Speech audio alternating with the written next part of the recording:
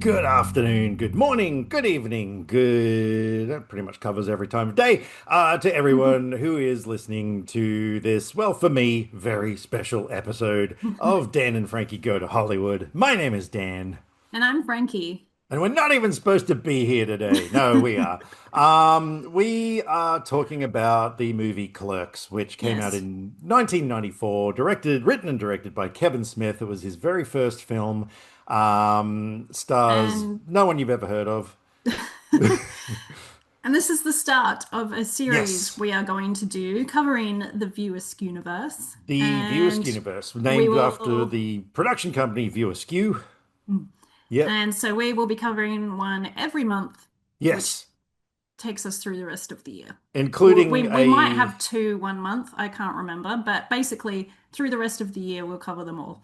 including a more elaborate talk about mole rats, which we already covered in one of our very first episodes, I but think for it like was like the first episode, I like think the it might have first been actually, yeah. main. But that Yeah. was, yeah, we talked about it for like 10 minutes and we didn't know what we were doing. So, yes, it'll be a much more in-depth. And it's funnily enough, our good friends over at the Freak podcast, Jesse Drackman and co, are about to do an episode on Mallrats as well. So, Didn't yeah. we do that with some other movie? We did, yeah, I know. I'm starting to wonder if they've got like a wiretap or something in our place or whatever. So look, so Clerks is basically about a convenience store attendant named Dante Hicks, and his best friend, I guess, who runs a video store right next door, in the same building that, yeah, it's very low budget, named Randall Graves, and it is a day in the life of Dante. That is essentially what this movie is. It is black and white, really low budget. This movie costs roughly, I think it was 24,700 US at the time. And this movie changed my life. And yeah, so the reason this is so special is because this movie is so goddamn important to me. Back in around 94, like a friend of mine, Mark, we were in a video store one day trying to pick something, a VHS tape. And we came across this movie Clerks, and he's like, "Oh, I've heard a lot about this movie." Like, which kind of makes you wonder how, because there was no internet and stuff back then. It's like, how did you hear about anything back then? Um, and I was like, oh, really? A black and white movie? Like, okay, whatever. Now at that point, like I had this immense passion for films. I just started working the year before in a cinema, and so I was like around it all the time.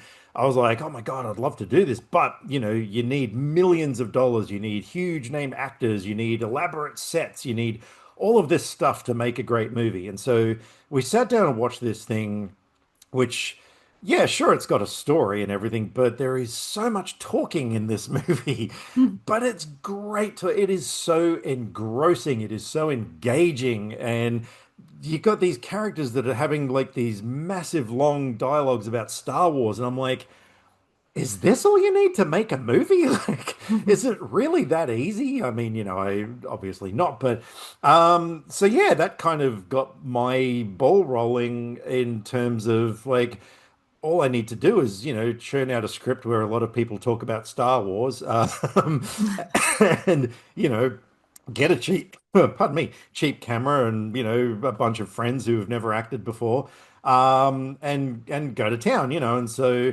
yeah, this movie essentially got my filmmaking, well, I wouldn't say career, but my filmmaking journey on its way. So yeah, it honestly changed my life. Like if this movie had never come along, maybe I don't know if I would have really taken that first step. Um, so you got Dante played by Brian O'Halloran, Randall played by Jeff Anderson. Of course, I mean, there's going to be people out there who are like, well, of course we know these people. We love Jay and Silent Bob.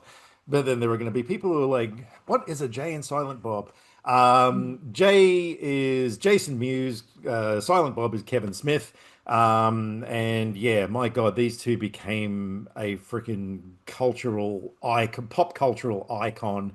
Um, and yeah, look, I'm probably going to hijack this podcast, so I'm going to let you talk for a minute because, Well, that's all right oh, because yeah, we need stuff like that because like you said, a lot of this is conversations, so Yeah. there's not a huge amount Yeah, to talk yeah. about. I came to this one later. I saw More Rights first. Hmm. So then I don't know how long it was, but I was like, oh, he did this film first. I need Mm. to go back and watch that. And of course, I love Jay and Silent Bob, so I was like, oh, I can see where they started as well. Yeah, and they were kind And of different in this film in a way. yeah, and Mm. like I watched it again yesterday, and I'm just like, oh, it's just weird seeing Jason Mewes so young. He looks so young, and like Yeah, obviously it was a long time ago now, but yeah, it's just yeah. like a little baby face. Man, 31 years ago. My God, wow, that's crazy. Um, yeah, so yeah, the film opens up. Dante gets a call that he's got to go into Yeah, work into he the falls out of his closet to answer the Yeah, I know. phone, which It's is like just it just makes no interesting sense, opening. but like Yeah. whatever. It's fun. But he's got to go into work, and on his day off, what's supposed to be his day off, hence his catchphrase throughout so much of this film. I'm not even supposed to Mm. be here today. Um, so yeah, it turns up to work, goes through the motions of getting everything set up for the day, and then just kind of collapses on the counter. And I remember at the time. I yeah, this film was so big to me that I used to kind of reflect on that every time I'd get to work because I was working for a cinema, but I was working in a video game arcade, which was like the fucking coolest job I've ever had. But yeah, it was a process, roll the cage doors up, turn the games on, get the change ready, do all that sort of shit, and like. I used to listen to the soundtrack to this movie like on my way to work so many times, and never like Yeah, it's very cool music. oh my God, does it ever? Actually, I think a lot of the budget of this film went because you got like Alice in Chains and Stabbing Westwood, a whole bunch of like really big 90s bands that were on this thing. Yeah. Anyway, and then look, yeah, it just sort of goes through like, I mean, the first customer that comes in basically like starts this whole anti-smoking thing of like anytime a customer comes up to Yeah. buy a packet of Calls cigarettes, him he's a merchant of death. yeah, which winds up being this like huge group of customers in there who this guy, turns them against Dante and they start pelting him with cigarettes because it turns out that he's a Chuli's gum representative and is trying to sell more gum. And that is when we meet Veronica, played by Mhm. Marilyn Very cool scene. Gigliotti. Actually, I think in Mm. Italian the GL is the silent. I think it's a silent G, so I think it's Gigliotti. Um, yeah, who is Dante's girlfriend? She comes in, gets rid of them, and then we just had this scene behind the counter where she's sitting behind Dante and he's polishing her nails, and they're just chatting, and it's that moment where you sort of like you kind of if you really look at that you can tell like the acting in this movie is I mean I wouldn't say terrible because it works but it's not great everyone is just being themselves in a way but I always found that actually worked to the film's merit like I felt it made these people feel more believable like more realistic do you kind of Mm. find that as well? Yeah, Yeah, because yeah. yeah, everyone. I thought Jeff Anderson's pretty good. Oh my I God, yeah, like he's my Randall's the absolute best. hero. Oh, everyone wants to be Randall. Yeah. Um, so yeah, so they're having a chat. Anyway, they then like kind of have a little argument. They get up and we're introduced to Willem, played by well, one of the characters played by producer Scott Mosier. Which leads to a hilarious exchange about how many dicks she sucked. And the number 37, if you look, pretty much every single View Askew film references the number 37 in some kind of way. Like that became a staple with all of these films. And to this day, anytime a fellow fan and I, if the number 37 comes up, you'll inevitably hear someone say, in a row. Um, because yeah, oh fuck, so funny. And And close to your 137. I know, which yeah, no, we had established that number before I saw this movie. So Yeah. yeah, that was yeah, really long story. Um So then, yeah, so the main sort of plot goes on. Like, it just sort of goes on through this thing of like just various shit customers that they've both got to deal with and whatnot. But then Dante finds out that his ex, Caitlin, played by the late Lisa Spoonhour, who sadly passed away a few years ago, um, yeah, she's getting married to an Asian design major, which conveniently shows up in a paper. Like, who knows? You can even see, I love the scene where Randall Yeah. finds it. Like, you can, and this is what I mean about the acting. It's kind of bad. Like he and Dante are talking, and Randall's sitting behind Dante at the counter, like just abandoning the video store. And he's going through the paper, and you sort of see this moment where he's supposed to find the ad. Like he turns the page, and then his eyes just go wide straight away, and it's like you couldn't have read that in that amount of time, like you know. But yeah, whatever. It's fun. Well, maybe was there a photo? I can't remember. Maybe he saw the photo. Never mentioned a photo. Hmm.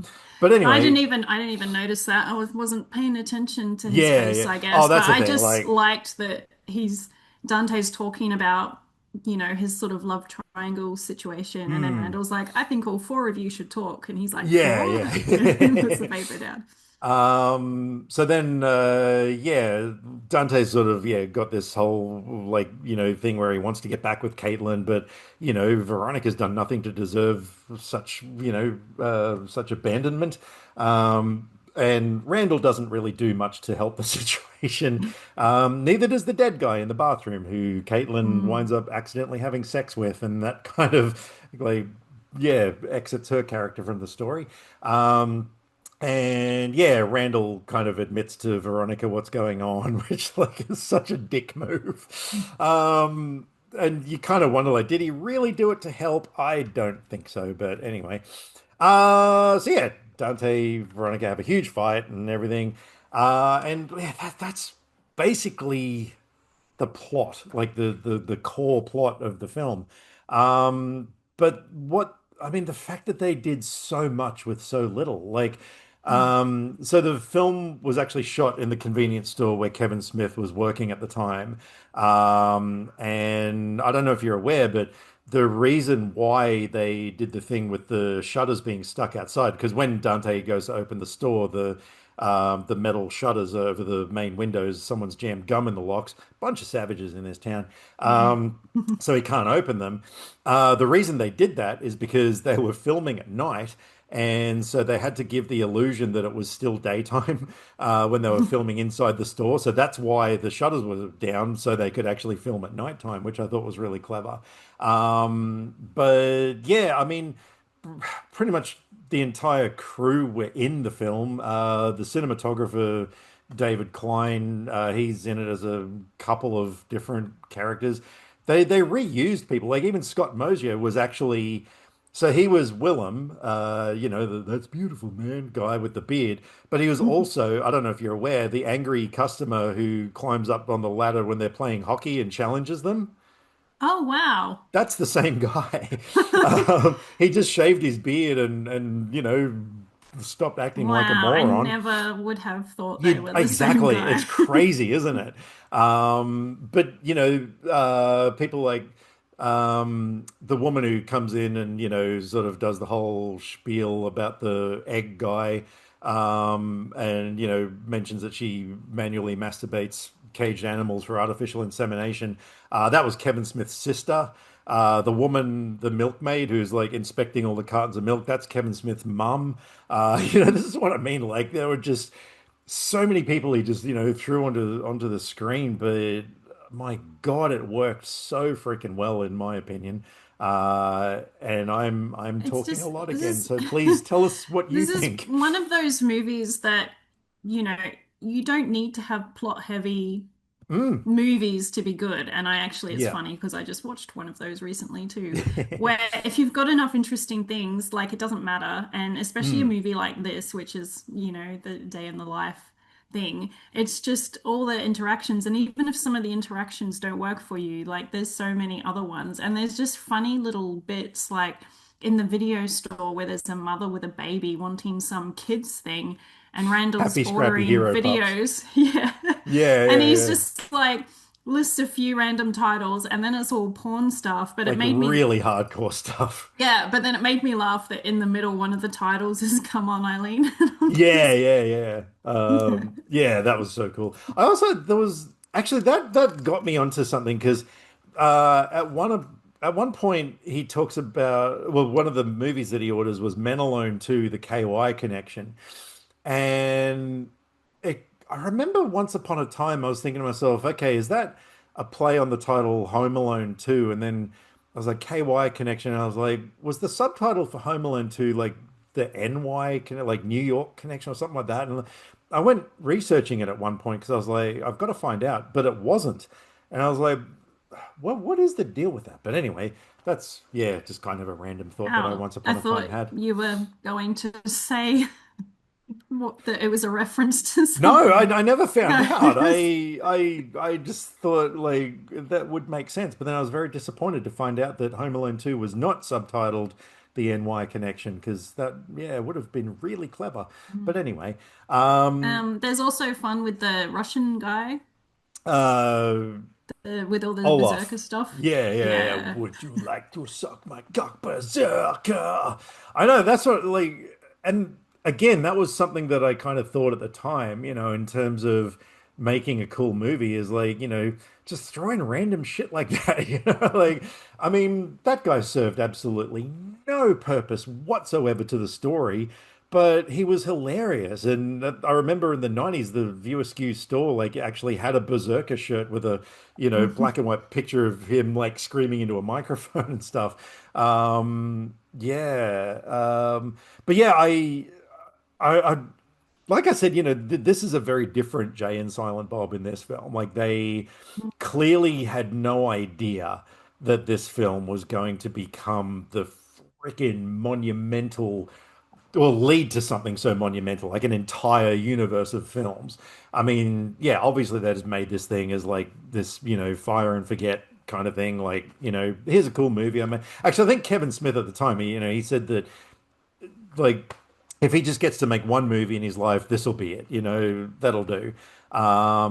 And yeah, obviously they had no idea. And so, of course, the next time we see Jay and Silent Bob, they're sort of, yeah, way more sort of like movie characters in a way, like Mm. action movie sort of characters in a sense. Yeah. Well, this one, I love there's a scene which is like I really liked how it was lit. It was just they I know just what, yeah. walk up and turn the tape on and then Jay just starts dancing and Silent Bob's standing there and half his face is in darkness and Yeah. like it's just Isn't so the cool. lighting so cool in Mm. that shot? I know what you mean. It just has such a mood to it. Yeah. As soon as you said, yeah, I know exactly.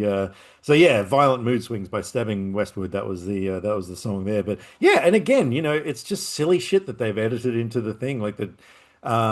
Even during the bit where they're talking about the contract workers on the Death Star, like in that whole thing, you cut to Jay just like stealing shit and like eating stuff off the shelf and everything and then running. And it's like, that doesn't have any, like purpose in the And story, I but it just looks funny. they have a good presence, like Oh, like yeah. when after one of the ladies that in the video store, where Yeah. Randall's just reading the paper and she's like I don't trying to, appreciate oh your yeah, ruse. no, what was the they say so much, but they never say if it's any good Yeah. about the write-up on the tapes. Yeah, And yeah, yeah, exactly. and so then she leaves in a half. So Randall goes and yells out the door, you can't come back, you're banned or You're not whatever. allowed to run here And anymore. yeah, and Yeah. then Jay just yells out at her as well. Yeah. I know, I love that.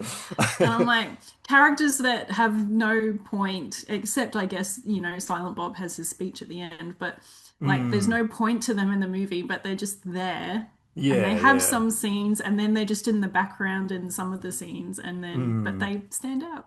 And I love Silent Bob's one line, like that just comes from out of nowhere. There's a million fine-looking women in the world, but not all of them bring you lasagna to work. Most of them just cheat on you.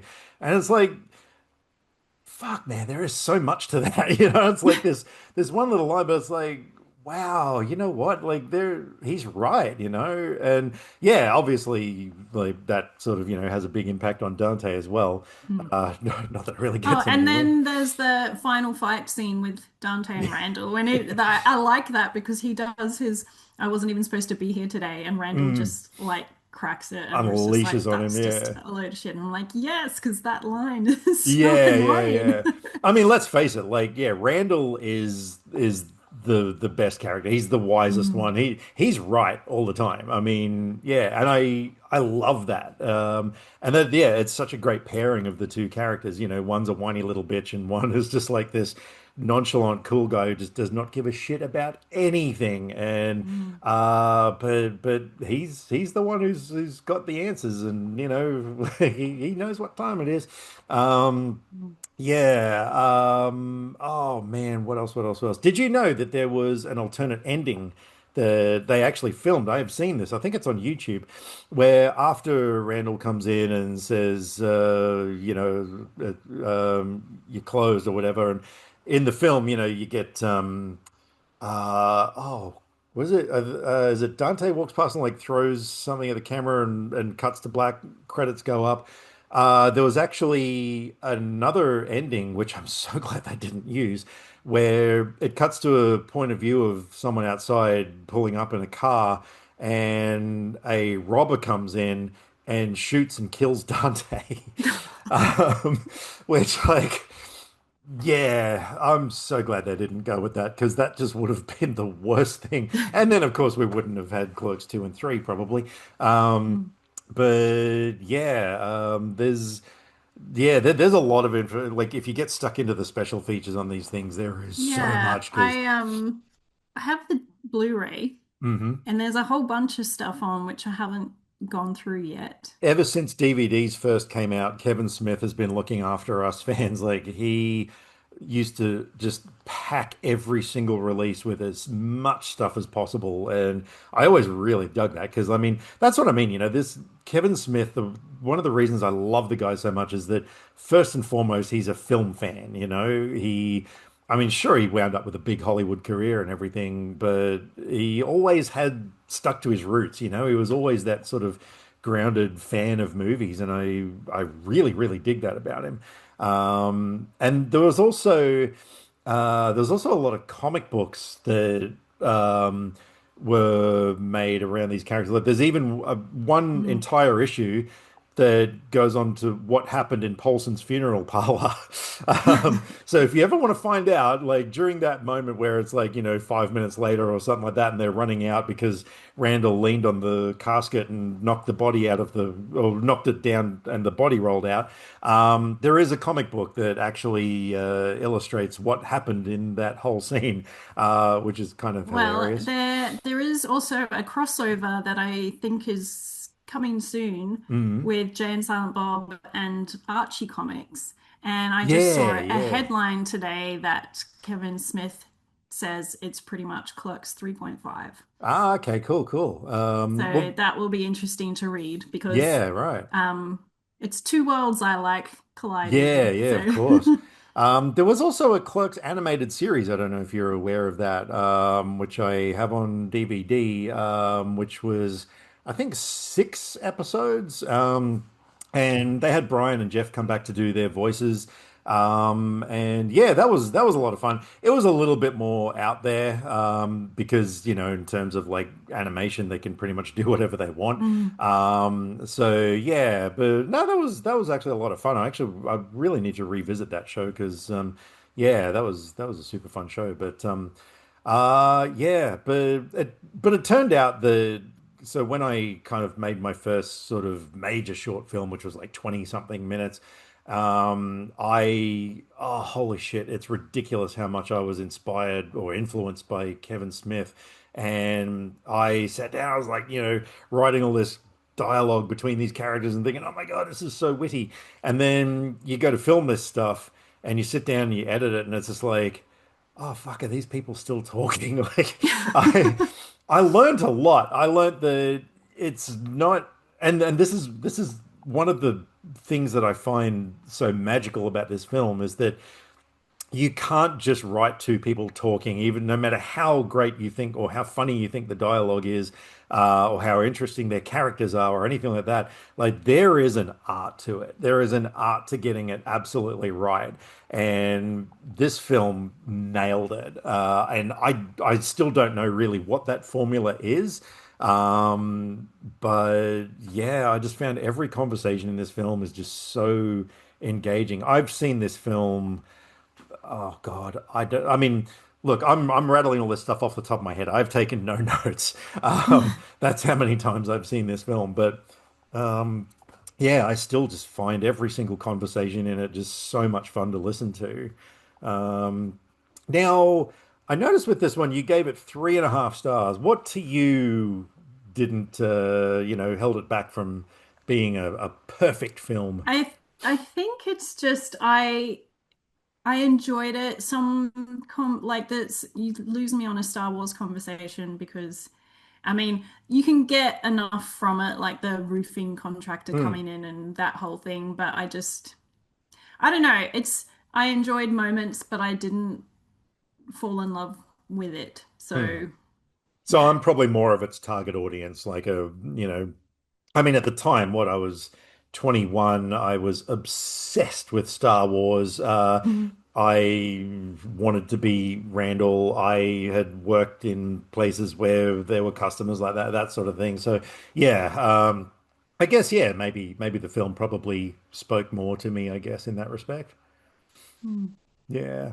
Um, yeah, it also this film also kind of was the seed that was planted that kind of gave me a appreciation of ice hockey, which of course comes back again in Mallrats in a way. And did Chasing Amy have anything to do with hockey? Probably. It feels very 90s to me. My brother played roller hockey, so Right, right. Well, I yeah, just because there's it feels a like this the thing of the 90s. People were rollerblading.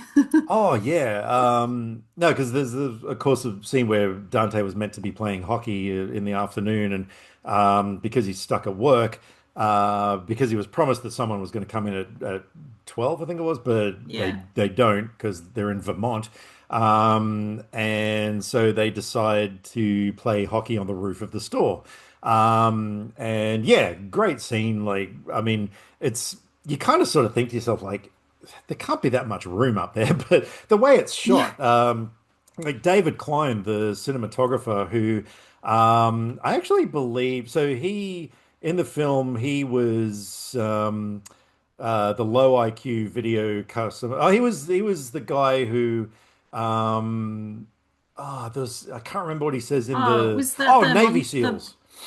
oh yeah, I was just Yeah, gonna ooh, say Navy the SEALs. montage with And the then stupid Mini questions Trucker thing. magazine and stuff like yeah. He played a couple of roles in it, but I'm just looking because as far as I know, he actually went on to be a cinematographer for some pretty big movies. So he's done nearly everything that Kevin Smith did. I'm just looking. Like he worked on Deadwood. Oh, Mandalorian. Oh, that's right. Mandalorian. He did. I don't know how many episodes of that, but he worked on that.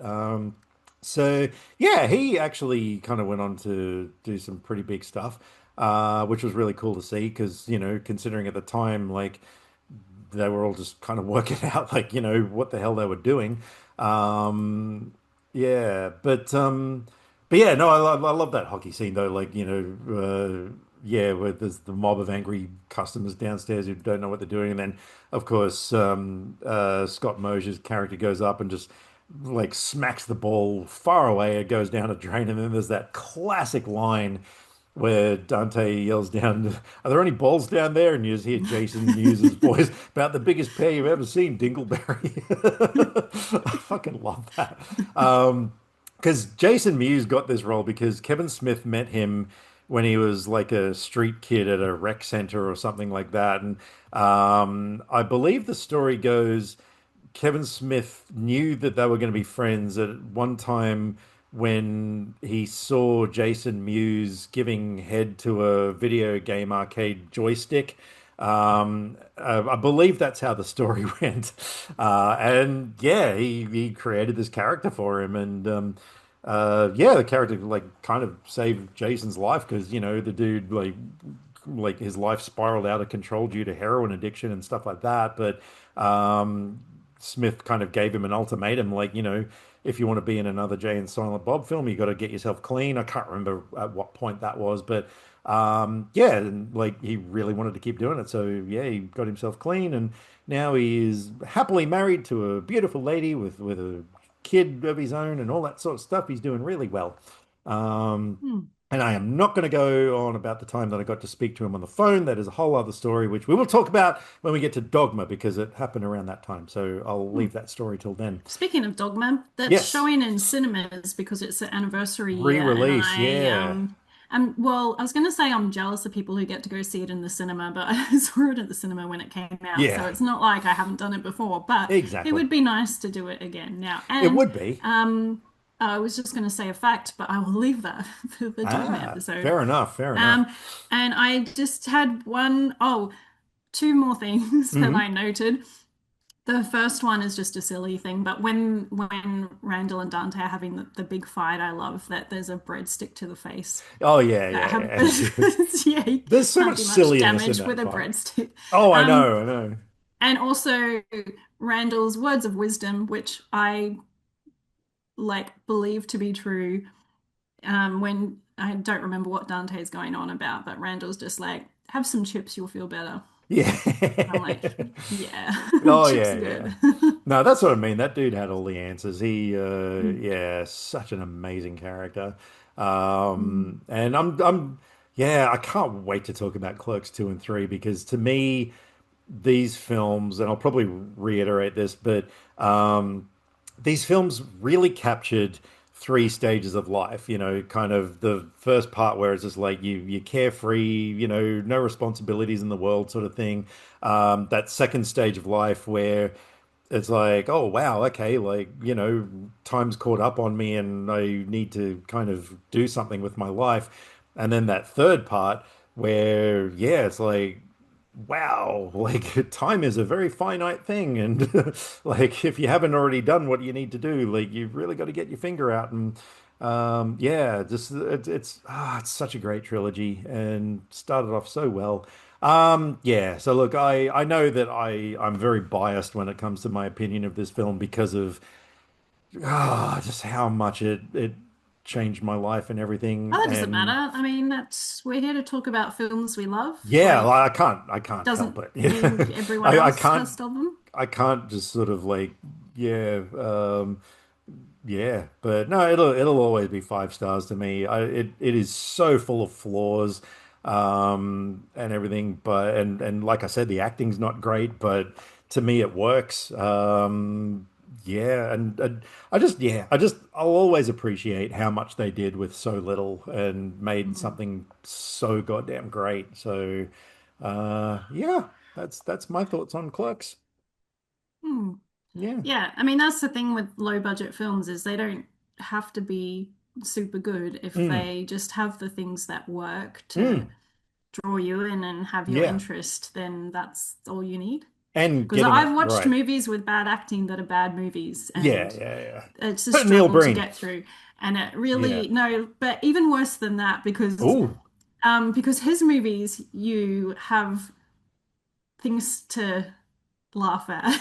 true. Whereas you have other movies that just everything is bad, Yeah, yeah. and it's just, and it makes you appreciate actors even more Mm, because you kind of take it for granted good actors because you're just watching the movie and they're just there. And then when mm, you see a bad actor, you're like, oh yeah, yeah. it's actually an art to be natural when you're Mm, playing someone else. And when people can't do it, it's painful to watch. yeah, yeah, I mean, definitely. not anyone in this movie is not at that level to what I Mm. have seen in other movies, Oh yeah, like I but said, they're just yeah. natural, they just Mm. seem like these real people. Yeah. So cool. All right. Any last words on Clerks? Because I've said a lot. I think that that is everything that I had noted as Hmm. the standout things. So, Cool. yeah. All right. A good Well, start to this series. it is, and I cannot wait to talk about all of them because I love all of these films. Yeah. Oh, and I've got stories to tell about all of them as well, which probably doesn't surprise anyone. Um, all right. Well, we're gonna close up shop, gonna roll the shutters down, pack everything up, and yeah, and I don't know. Anyway, thank you very much for listening to this one. If you want to let us know what you think of Clerks, if you're watching this on YouTube, there's a comment section down below where you can write words, and we will read the words, and we will most likely reply to the words with words. And if you want to come find us on social media, just hit up the old Google machine and type in Dan and Frankie Go to Hollywood, and you will find us on all of the relevant social media channels where you can follow us, you can befriend us, you can just shower us with adoration and the praise that we deserve that we don't get. But we praise each other. We're always patting each other's backs metaphorically. So yeah. I'm doing it again, aren't I? Whoopsie daisy. All right, we are out of here. Stay safe. Watch lots of movies. Bye for now.